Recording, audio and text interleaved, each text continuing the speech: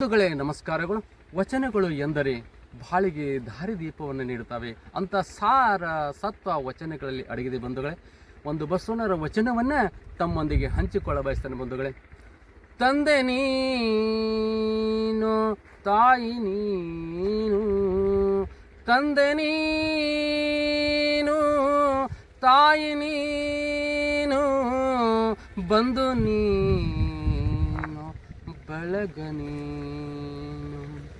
ತಂದೆ ನೀನು, ತಾಯಿ ನೀನು, ಬಂಧು ನೀನು, ಬಳಗ ನೀನು. ನೀನಲ್ಲದೆ ಮತ್ತಾರು ಇಲ್ಲವಯ್ಯ, ನೀನಲ್ಲದೆ ಮತ್ತಾರು ಇಲ್ಲವಯ್ಯ. ಕೂಡಲ ಸಂಗಮ ದೇವ, ಕೂಡಲ ಸಂಗಮ ದೇವ, ಹಾಲಲದ್ದು ನೀರಲದ್ದು, ಹಾಲಲದ್ದು ನೀರಲದ್ದು. ಕೂಡಲ ಸಂಗಮ ದೇವ, ಕೂಡಲ ಸಂಗಮ ದೇವ.